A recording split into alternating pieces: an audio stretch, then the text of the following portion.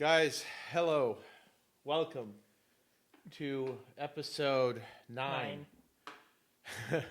episode 9 of X versus Z reviews. I'm Chris. I'm Morgan. I'm X. I'm Z. You know, Morgan, I gotta say, we're ambitious to try 6 videos for the month of October, but things happen. Car accidents happen. Yep, both A of us. double whammy. It was not fun, so we're only going to be able to do 4, Yeah. which is standard, which is fine. We were just ambitious. But you know what I realized after doing Nosferatu and then editing Carrie and then The Exorcist, I'm very happy with our choices. Like, yes, but we definitely need to take a break next week from the heavy movies because, this was a heavy one. You know what? And I there was this notion I had, I guess, because we started off with Friday the 13th. I'm not Friday the 13th, excuse me. Nightmare on Elm Street. Nightmare on Elm Street, thank you. That there would be somewhat amount of smooth sailing. Yeah, that'd be fun. That would be fun, but you know what? We did some heavy lifting with the films we chose because not only are these films horror movies, but they've been nominated. Not Nosferatu because I think it was pre-Oscars. Probably. But this and Carrie were both nominated for Oscars, and I gotta tell you, man, The Exorcist. There's a lot going on in this movie. There's a lot to talk about, and I know we're gonna miss some shit, and I have to accept we that. We need a 12-hour dissertation just to get through everything in the movie. Yeah, you're 100% right about that. Listen, this doesn't require a huge synopsis. A girl, 12-year-old girl, the daughter of a famous actress played by Ellen Burstyn. Did I say Ellen Burstyn? Yeah, Ellen Burstyn as Chris McNeil, and Linda Blair, the girl as Reagan McNeil, gets possessed. Yep. And a variety of things are tried that are a medical approach, but ultimately they decide that there's something darker going on. Yeah, and one thing you mentioned while we were watching the movie is, man, 50 years ago, medicine sucks compared to today. I know. Because, there was that scene where they were doing, I don't remember what exactly they're doing, but they had to, jam a needle in her neck, and there was just, this spurting of blood and everything. I know. I was cringy. There's a lot of medical things in this movie that made me wince. Yeah. To put it lightly. I'm going to say this.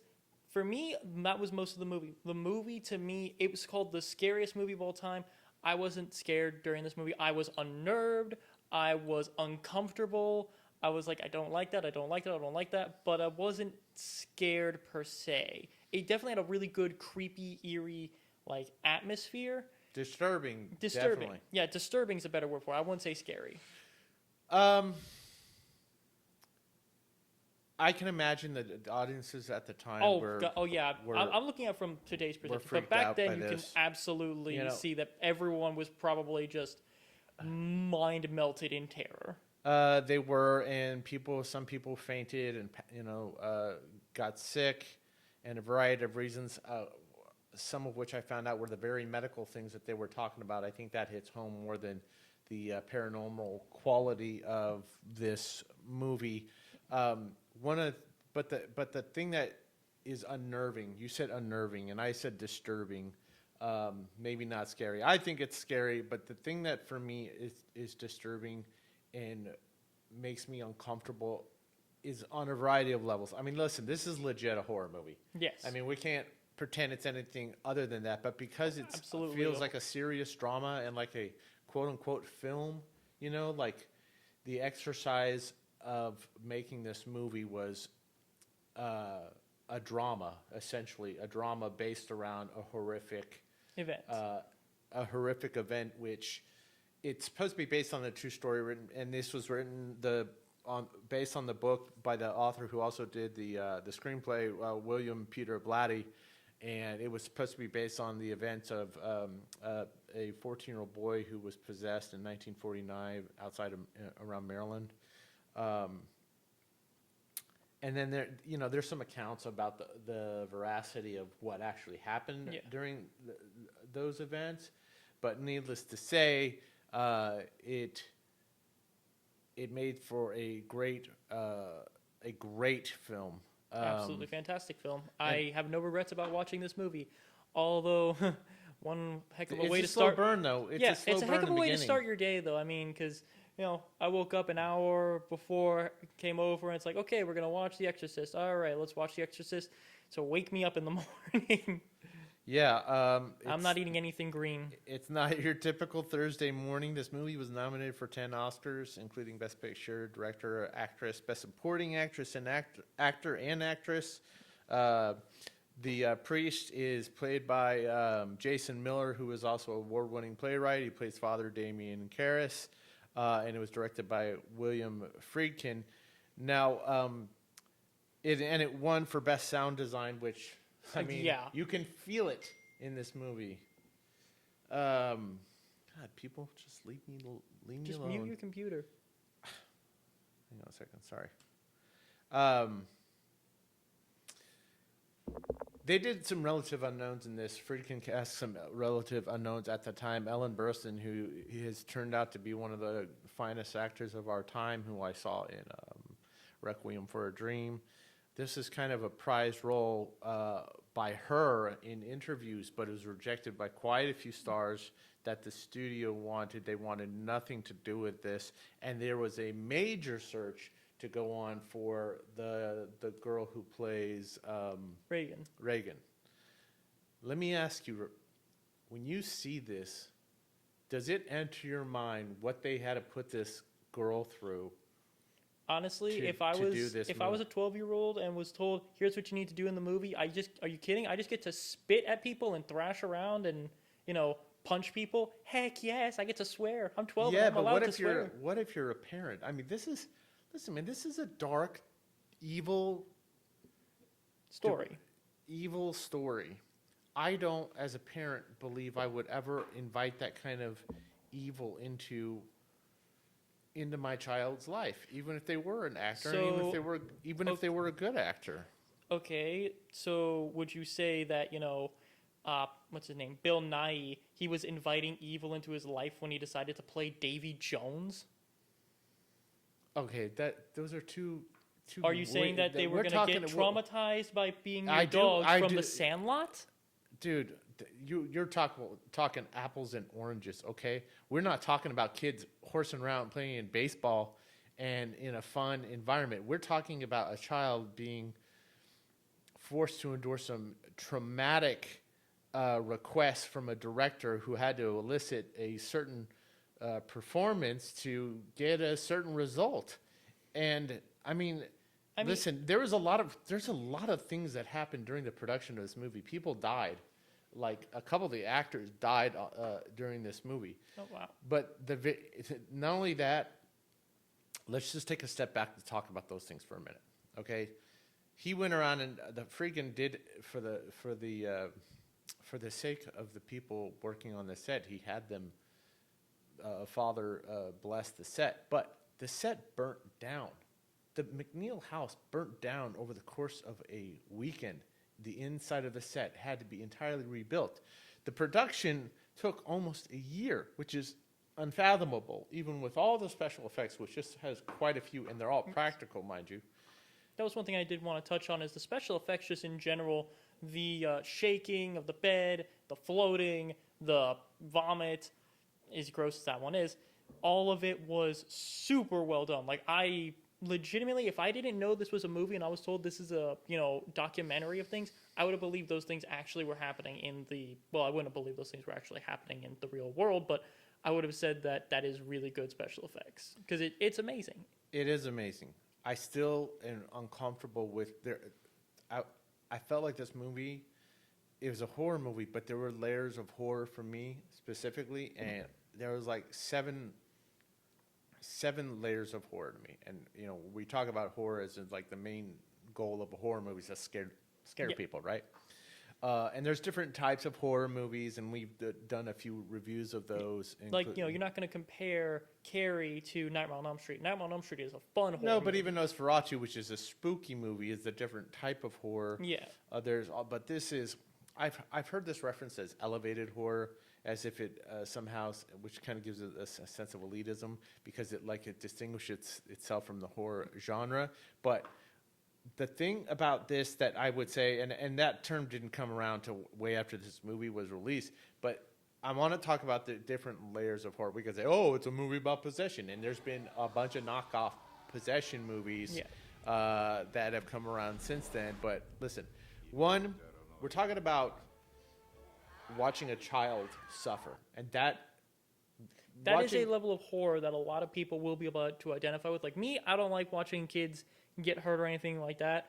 I mean, stupid little normal things of a kid not realizing a screen door is closed or running into it. That's, kind of, it's a little funny, but as long as they're not hurt. But what this is the mental torment of a child. And we're talking about the character. Yeah, it's a mental torment of a child. Remember that an actor played this, and this girl, Linda Blair, she got hurt during the production of this just by being tied to that bed. She, they said she fractured her spine or something like that. She was hurt. Ellen Burstyn was hurt during this production. There was major injuries that happened, not just the death. But I'm talking about, okay, so first we're watching a child suffer, which is we're watching the character of the suffer, but also there's some definitely physical strains that are happening during this production for Linda Blair. Yes. There's a dehumanization of a child because we're talking about some really graphic stuff that they asked her to do specifically. And let's talk about this scene for a moment because it was blasphemous in my eyes. But I mean, it's a blasphemous. The nature of the movie is you're talking about a devil or a demon. Where she's stabbing herself in the groin area with the cross. With the crucifix. Yeah, that was, I mean, it made me extremely uncomfortable. That made me uncomfortable. So that was another level of horror for me. That was very troubling. Yeah, same. I was, even though I'm not religious, that still is a matter of that's a child doing that. That's very. I didn't like it. Yeah, it's like you're not supposed to like it. It's a thing of this is the horror of the possession. You're not supposed to like it. That's right. But there's also a body horror. There are a lot of movies like The Fly, anything where there's a metamorphosis of the body, and she undergoes first a psychological metamorphosis, and then a physical metamorphosis. Let's talk about the idea of a body horror. Do you ever? I'm particularly sensitive to body horror movies. I don't watch the Saw movies. I don't watch not just mutilations but transformation of the human body. You see, it's weird to me. Like for instance, the Saw movies and even parts of this movie, they don't creep me out or anything. They just make me nauseous because that's just gross. But if you want to show me something like American Werewolf from London, that werewolf transformation, I will watch that all day. That is so cool. Yeah, but that's a different type of. Yeah, it's a different type of body horror. But I see what you mean. Nightmare on Elm Street. There's always the stabbing and the slashing, and same with a bunch of regular slasher movies. There's types of body horror in that, but this is a different type of it. That slow metamorphosis, that slow transformation, and the way we can see her being disfigured by this thing, not necessarily in real time, but just the idea that this is a child going through this. Okay, so let's talk about something for this body horror thing real quick. I'm going to focus on this because when we were breaking down different types of horror, you just mentioned a really great movie that Chris showed me for the first time a few years ago, which was an American Werewolf in London. Right now, that's a body horror thing, but that's a transformation. But we're talking about something of the supernatural, which is werewolves. That's a change from a human to werewolf form.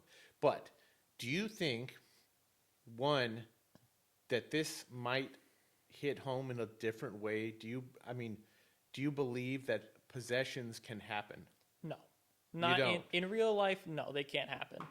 They're a mechanic in video games and RPGs and stuff like that and movies. Okay, but they don't actually exist.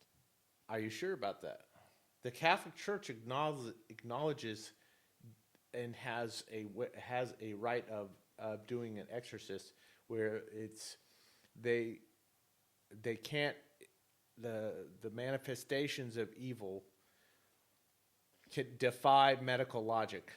I'm going to say this, and I mean this in the most respectful way possible, but if this wasn't a movie, I would 100% be on the side of the science. If I didn't already know the plot of this movie, I would 100% be on the side of the scientists in this, saying, hey, she has this she's having a severe psychological reaction to something and needs serious psychological help.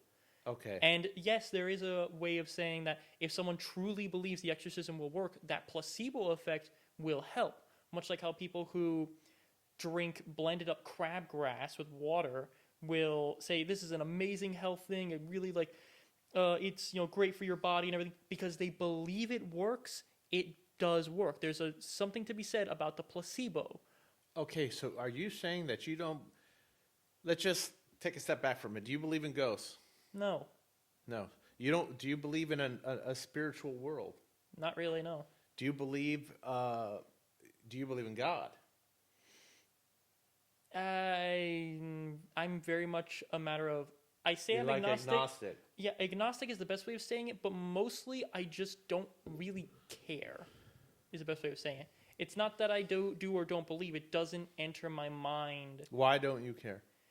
Because if God's got a problem with the way I live my life, they can let me know.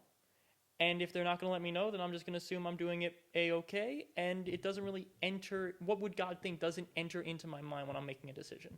Okay, but just as a point of evidence of reminder of whether, I mean, okay, for right now, God does not serve I'm not trying to get into some kind of spiritual or ecumenical argument about God per se, but in terms of the context of this movie, I think it's important because I'm trying to arrive at a point here.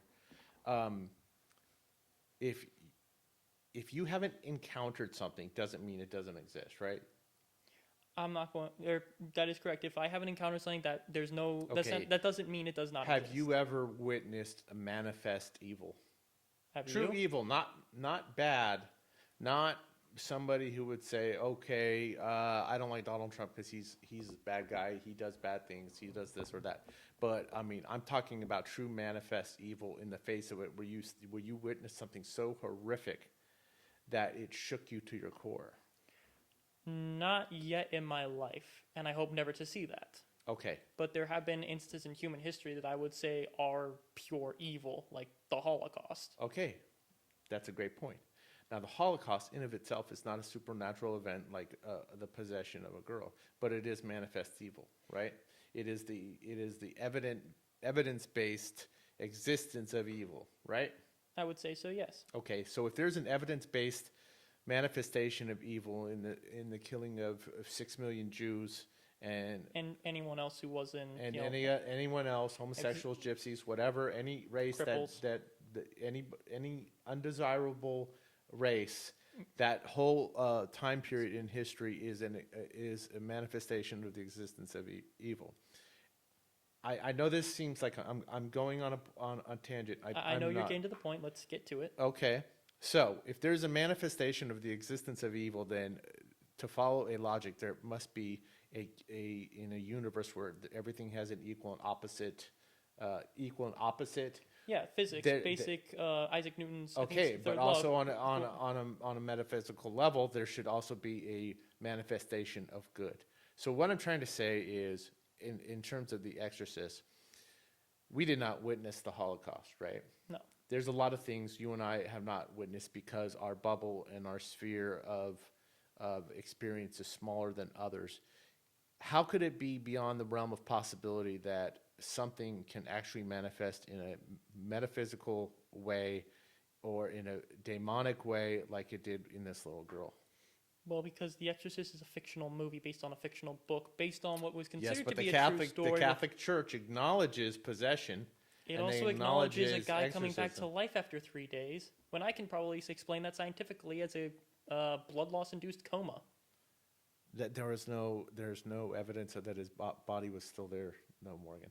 So you're There's no evidence he was born either. There's no in 100 years there may not be evidence that we were born. There could be a record wiped from whatever, but that's where faith comes in. But we're not going on a faith. We're not talking about faith per se right now. But the reason I even bring up all this stuff and why I'm having this kind of existential argument with with you on this is because, and I think it's germane, is because I saw interviews with both the writer, William Peter Blatty, as well as William Friedkin. And in those interviews, they were both asked about the existence of evil and their experience with it. And while neither one of them would be considered a cleric or religious or anything in that regard, they both acknowledged that they have been witness and have experienced evil on a primeval level. Okay, now maybe this doesn't, maybe possession isn't a thing. I think it could happen. I am a Christian. I do have a belief in God. I do have belief in Christ. I have seen very, very dark shit in my life, like evil. I have been in the presence of evil, and I believe there's good. But I think that the idea that this movie exists and it provokes a conversation speaks to the effect of it. Which this is what I'm getting at with film. There are movies you can walk out of and say, okay, this was just a visceral experience. It was horrific, and maybe take a peek on the other side of the curtain. Yeah, like watching, what was that movie? I saw one of the Saw movies, and that made me just sort of be like, oof, that was, like, it definitely affected me, and that was scary. I didn't really, I enjoyed the scare, I enjoyed the thrill, but also I mostly got nauseous from all the body horror. Yes, but it also made me think that there's some sadistic psychopaths out there that in the privacy, look at the Jeffrey Dahmers of the world, who are manifesting evil in that way. This movie is important not just that it's a piece of entertainment. That was the point of the movie as well, because there was a little preamble in the edition we watched where the director was talking about what he wanted to evoke, and he wanted people to talk about the existence of evil. And he said that if you go into this movie with a preconceived notion that the world is a dark, cruel place, you will come out of it believing the same thing. But if you go into it believing that if there is darkness, or if there is evil, good will rise against it, then you will be more what's the word? Optimistic with it. Okay. Which I went in with that second mindset of, if there is evil, good will rise against it. And that is one thing we did see in the end of this movie of, yes, it took a sacrifice, but he made that conscious choice of, I know what I'm doing, and I will do this to save this girl. All right, this is really interesting. Let me talk about that for a second. Why do you think he chose the little girl, the demon? What do you mean? Why did he? Why did the demon choose the little girl? Yeah. Because it's a confluence of events, at least within the plot of this movie. Well, let me just say that if I were an evil being, I would pick and I was going to possess someone, I would pick someone that people would be very hesitant to be violent and vile towards. The perfect choice for that is a young child, specifically a little girl. People are subconsciously more likely to be more compassionate and gentle with a young child. Okay, but what is there to gain for a demon to possess a girl? Or anybody for that matter? Well, the demon, from my experience in media and literature and fiction and things like that, with demons, their goal is to corrupt people, to bring them down, essentially make them go to hell. Okay, so but if she had a pure soul, and by no fault of her own, what is the motivation to inhabit that body? What an excellent day for an exorcism. Cause suffering and pain. You'd like that? That's not a good enough reason, though. There's got to be a Isn't prize. It would bring us together. They could choose a million different girls, but the prize wasn't the girl. The prize was the priest. You and Reagan. The prize was the priest. Do you know why? You and us. No. Well, what do you speculate? Why would they want the priest? Because there's a line in the movie, right? This is how my mind works. Is I put things into context of what I have been familiar with. So my familiarity is things like in RPGs, you have your clerics and your paladins who are sort of warriors or channelers of divine energy for a good cause normally, or for a cause they truly believe in. To corrupt that, to break their faith break their oaths and bring them down into the level of a demon gives you someone who is incredibly powerful, but on your side and evil. Okay. A long time ago, I remember somebody telling me, I don't know, it might have been my father or my mom or somebody or somebody spiritual. The devil, even though this devil was a demon known as Pazuzu, but they don't actually say it in the movie, I don't believe. No, that comes in the second one. Oh, they say it in the second one? Yeah, that's where they gave the name. Okay, thank you. Is that the devil, for all intents and purposes, the devil goes after the biggest spiritual prize and he attacks during the greatest moments of vulnerability. And that's one of the things I really liked about this movie was that Karras, Father Karras, played by Jason Miller, he's going through a spiritual crisis in this movie. Yeah. His faith is shaken. He's kind of reconsidering his life. He's felt immense guilt about the death of his mother, whom he wasn't there for. That, by the way, just a quick aside. That part hit me really hard recently because of what's going on with my mom. Yeah. Who I'm extremely close with, and who recently is recovering from a very difficult surgery. And that was like I totally forgot about that component of this movie, but I like the idea that there's some kind of spiritual war going on between the devil and God, so to speak. And in this way, I kind of think about it in this way, is that he's removing a chess piece from the board. Yeah. If you can that makes sense. Pull down somebody who is both an intellectual as far as being trained in psychiatry, as well as a spiritual leader, that was the more intriguing part of this movie going on. I don't know, that to me, there's something that just hits me harder about this movie as a horror movie for that reason. Can we talk about the performances of Ellen Burstyn and the little girl Linda Blair? I mean, that's some serious shit for a little girl to do. Both of them did absolutely incredible. Nothing wrong with my daughter except in her mind. You tell me you know for a fact that an exorcism wouldn't do any good. You tell me that! Amazing, phenomenal performances. Even though, again, I knew I was watching a movie, I very much believed that these characters were feeling these emotions that this mother was near when she finally went to a priest and was like, I need an exorcist, she was completely at the end of her rope. She was at her complete wit's end, not in a matter of frustration, but of pure worry of this is her daughter. This is someone she truly loves and cares for, going through a horrid, awful thing.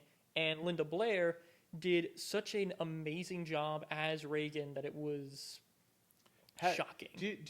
In general, whenever you see bad acting in a kid, I remember seeing God, it was such a terrible performance. I feel so bad about saying that about kids, but I'll give you two examples just so we can have a contrast to what an amazing performance this was. The young actor who played Anakin Skywalker, Jake Lloyd. Yeah, but that's not entirely his fault, and I'm not trying to attack Jake Lloyd. He was just a kid. You know? And sidebar here: if you're one of the people that ever attacked Jake Lloyd for being a kid in Star Wars, you're a bad person. Yes, you are. You are manifest evil. I always felt like that kid just didn't get great direction, and he probably wasn't properly cast for that movie. I don't want to tangent sidebar that. But the other movie that I saw, just it was such a cringeworthy performance, that the kid in The Blind Side, I just that irritated the hell out of me. If you ever see that movie, it's a Sandra Bullock movie about her adopting a high school football player kid. Apparently, it turns out that they messed up, or they deliberately went with specific papers to make sure that it's not that they actually adopted him. It's more like they just had the rights to him. All right. But more importantly, the kid who plays the kid in that movie is terrible. So that being said, I am more impressed by a child with less training and experience to do the heavy ass lifting in this movie. Yes. Oh my god. Because it's physically demanding too. In terms of performance levels, I'd say Reagan is probably the absolute highlight. Everyone does a great job, but Reagan definitely was the highlight of Linda Blair was the highlight of the movie in terms of acting, just because of the variety of things that she had to do, and the way she had to act was incredibly. It was shocking, it was disturbing, it was very uncomfortable, and it was great. And you know what? The way she handled it, apparently between takes, she was like, she seemed like she was nonplussed by it, other than the fact that she was hurt during the shaking of the bed. Let's talk about Friedkin, William Friedkin, the director. Okay, you remember when we were having that conversation about?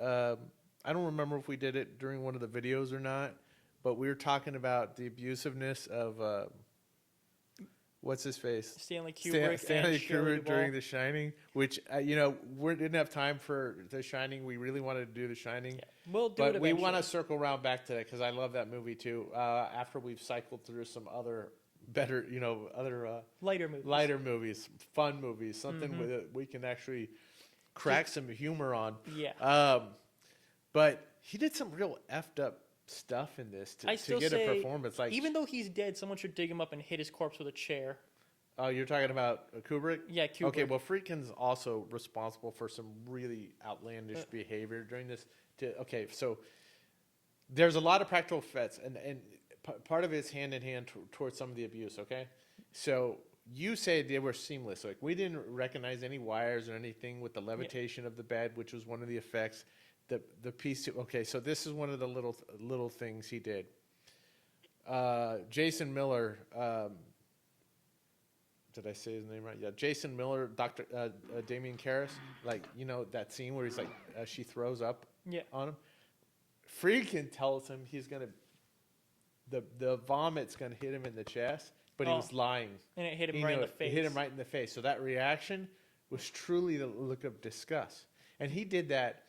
He would shoot blank shots of a gun just to startle people on set.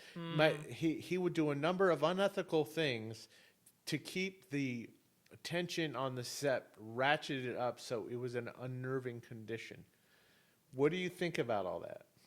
Do you believe that did you he can win get an the same award performance? Did he win an award for The Exorcist? He was nominated for Best Director. Okay, then. And it was nominated for Best Picture. Okay, so And he did win Best Director for, I think it was The French Connection. I might have been wrong on Okay, well then someone needs to take that award and break it over his face. that. I don't know, man. No, I'm sorry. Oh, yeah, we were talking about Whiplash. Remember when we were talking about Yes. Fletcher It's doing this- what he it's had this- to get a result? It's the same thing. I do not care how good the result is. People need to be treated with decency and respect. And putting people through that kind of stress and that kind of tension for a movie, I don't care how good your performance is, no one deserves to go through that. It's just not okay. Accidents happen on set. Like, for instance, I doubt anyone purposefully burned down the set. I doubt people were purposefully trying to hurt Linda Blair or hurt any of the actors or kill anybody. But by putting people on that kind of edge, you make them tense. And by making them tense, they get like shaky and they make mistakes. Okay, I just want to, I right now I just want to push your buttons, not because I'm trying to pull a Daniel, but inside joke. Yeah, You know what I'm talking about? Mm-hmm. I'm not trying to do that. I'm not trying to elicit, but let me draw a comparison for you. Okay, I can tell you bristling. I'm waiting for it. If an animal is tortured through medical testing, but you get the cure for cancer, is it worth it? Depends on the animal. How so? Well, for instance, it's a matter of neurons. Certain animals have more neurons to actually conceive of things like But if it love causes, and but loss if it and saves, pain. yes, like a rabbit or a chimpanzee or something dog, like that, like or a they- dog, all that. Obviously, we're not talking about makeup testing, but even so, if the ultimate result is a cure for cancer or a cure for whatever, did the amount of torturing go on did the ends justify the means? I will probably criticize the way they get the result, but if the ends are worthwhile, then for a creature that cannot truly comprehend what's going on, yes. But what we're talking about is something that would be a net benefit to all of humanity, something that is truly something that is necessary in this world for people to live. And what you're comparing it to is a fun little movie that you take the kids to see on Friday night. Well, listen, I'm not going to try to draw a false comparison. I want to make that clear. I am using an extreme example for comparison, but the reason I say that is we don't know the total effects of impacting somebody who's watched this movie and goes on to become a director or whatever, but our art has a powerful influence over people, and create sometimes a certain art like The Exorcist or The Shining or whatever stands the test of time and influences people way past the point of the people that created or participated in that art. Yes, but Am I justifying it? I want to say that I'm not. I don't necessarily believe that result has to be couldn't be created in a more humane way, obviously. But there's also something to be said for extreme conditions and tension.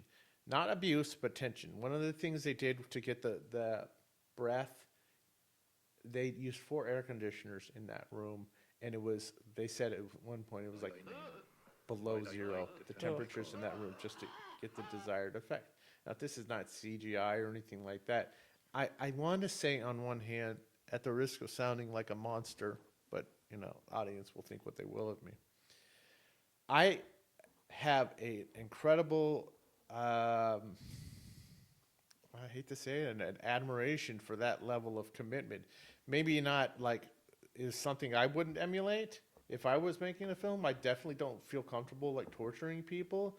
But if I had to raise my voice and make somebody incredibly uncomfortable to get a performance out of them, I wouldn't hit them or anything. I would not publicly humiliate them. But if the job wasn't getting done and I had to ratchet up the tension or resort to certain things, I don't know if I would do it or not, but the result is undeniable. Let's take that for what you will. And I can feel your anger right now at me, Morgan. Well, one thing I did want to bring up, we're moving Please. on to a different topic, is it did take a bit to really get going, because it starts out, and I think it was the first 20, 30 minutes is It felt even longer. It felt like 40, 45 minutes. Yeah, it felt like I was watching a 3-hour movie, honestly, because the first good while of the movie is build up. It's getting to know the characters and getting to know what their state is in life, and it takes, you were keeping track of it, how long did it take to actually get to the possession? I couldn't tell you. But it definitely took a while. Let's just say a minimum of 30 minutes. I'm thinking it was 40, 45. Yeah, it took a while for Reagan to get possessed in this movie. And I'm not saying that's a bad thing. That was really good at setting up the tension and making me be like, oh, I like these characters. They're interesting. They're fun. Don't want anything bad to happen to them. And then all the bad stuff happens to them. And another thing I wanted to bring up was the ending. I like how it wasn't a perfect everyone lives happily ever after thing. How many horror movies are like that? Well, obviously, I know that, but I'm saying I like that it wasn't a happy ever after where the priest lived and, everything turned out perfect. What I mean is, I like that it was bittersweet. I like that someone had to make that big, Canis had to make that big, that's his name, right? Karis, right. Had to make that big ultimate sacrifice, not only proving his own faith, but also redeeming himself for those lapses, because if he had been more steadfast, the other priest might not have died, because he was in there alone with Reagan. And also, this may just be me, but I think it's kind of funny that it basically ends, that the big ending thing is you have a grown man punching a little girl in the face and be like, take me instead, and then leaping out a window. Man, you know what? That's a huge sacrifice. That impacted me a lot. He knew that was the end for him. Yeah. He knew exactly what he was doing. You're right. He redeemed his own soul, and maybe this movie is as much about faith as it is about titillating people with horrific. You see, my mindset is I don't think it's about fate. Well, not necessarily about faith, but I think it's mostly about good triumphing over evil. And the thing is evil can easily sacrifice whatever it needs to with no problem. Good will always struggle to sacrifice because no one. Here's the thing: a good person will not want to shove someone in front of a bullet. They'll want to throw themselves in front of that bullet. But it's still throwing yourself in front of a bullet, so that's still very scary, and no one wants to do that. Well, But meanwhile, an evil person will have no problem grabbing someone and yeeting them in front of a bullet. oh, there's a price to pay, basically. Yeah. For good to prevail, A price needs to a be paid. price needs to be paid.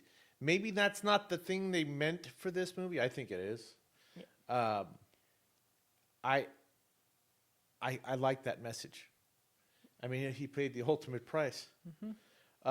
And I like to think that sometimes God, I know you're not religious, but I think sometimes God throws down a gauntlet to test people's faith and to give them an outcome, not necessarily in this case, that on the other side of it, it will change you as a person. But for me, overall, I want to tell you, I love this movie. I genuinely think it's a great movie, but it's an emotionally exhausting movie for me for everything that we mentioned, from the medical stuff to the abuse of the child to the relationship with Carson and his mother, the helplessness of a parent trying to help their child. It's not a movie I will watch Over and over again. over and over again. I don't want to go far as to say it's a one-time movie for me, because But it's a movie you'll watch rarely. I will watch rarely. I mean, listen, I should watch Schindler's List again, but that movie is extremely difficult for me to watch. It makes me extremely uncomfortable. In the same vein, it's a one-time watch, but it's one of those movies for the level of craftsmanship as The Exorcist is. The craftsmanship, the direction, the performances, the impact it leaves me feeling. Every once in a while, we got to take a peek on the dark side of the curtain, and I'm glad we did it today. What are your final thoughts on The Exorcist? My final thoughts on The Exorcist is it is one of the most influential horror movies of all time. I have seen more parodies of it than I can count. Pop culture references, and it was overall very much deserving of its status as one of the all-time greatest films, and especially one of the all-time best horror films. It is well worth it. It very much earned it. It's a great movie overall in every aspect. We didn't even really touch on the sound design, but that's because let's do that real quick. I know quick. we're wrapping up, but the sound so design good. is It's so amazing. I loved the bit with the tape recorder where he recorded it and then played it back. He's like, well, what language is that? It's English, but backwards. Oh, yeah, and we would be remiss if we totally missed the performance, but the voiceover work by the person. Let me say who that person is, because I would be really upset if I didn't remember. Her last name's Cambridge, who did the voice of the demon dubbed over Reagan.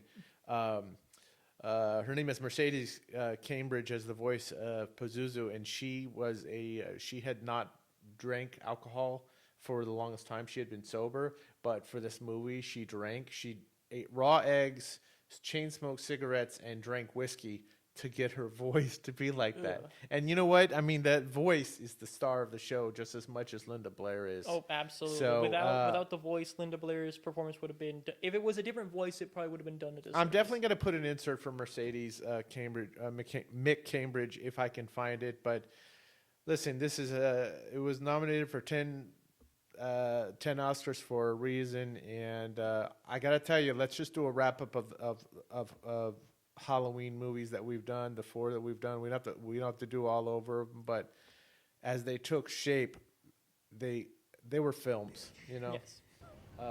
There was one fun one at the very start. Then we had one that I enjoyed. I would say it's actually kind of fun looking back and just the history of Nosferatu. And I also really enjoyed talking about that one, Yes. just in terms of the historical context of it. Carrie was again very, very heavy. Man, those kids were psychos, though. Yes, they were psychos. We don't want to go rehash the whole thing. But again, Carrie, great movie. Overall, enjoyed it. Tragic, though, very tragic. And then this movie was tragic, but I wasn't... With Carrie, I was feeling, I really wish I could have done something to change it, even though it's fiction. With this movie... Your knee was bouncing like crazy, though. Your knee bounces like crazy when you're unnerved by stuff. Yeah. I'm also glad that we're kind of coming to the end for a while of horror movies. I need a break. Yeah, I need to take a breath. Yeah. If we're gonna do a horror movie around the holiday season, it's gonna be one of those dumb, stupid, fun ones, like The Mean One. Okay, and also we got a quasi horror movie around the corner in a few weeks. Oh, I love that movie. Wait, let's not say what it is. I'm not gonna say. I'm just gonna say the theme song makes me want to dance. I know. And this is, you know what, they sparingly use music in this, but it had one of those iconic little riffs on the same level as Jaws and Halloween in this movie. So congratulations on a truly exceptional film. Morgan, I'm glad we've knocked out these 4 movies. It's been knocking my ass out. Yep. But man, I'm glad it's yours. Guys, my name is Chris. Oh wait, I always forget, dude. Yes. Okay. Please hit me, bro. Like, comment, subscribe, share, and in the comment section, please tell me what is the scariest movie you have seen. Or possession movie. Please check out The Exorcist. One more thing. Right here, see this little section right here? We're going to be putting in recommended videos of our other videos that we have not suggested. So, check out our previous video. It's probably going to be Carrie listed here. So check it out. And thanks again for joining us. And we'll see you next time on X versus Z. Later.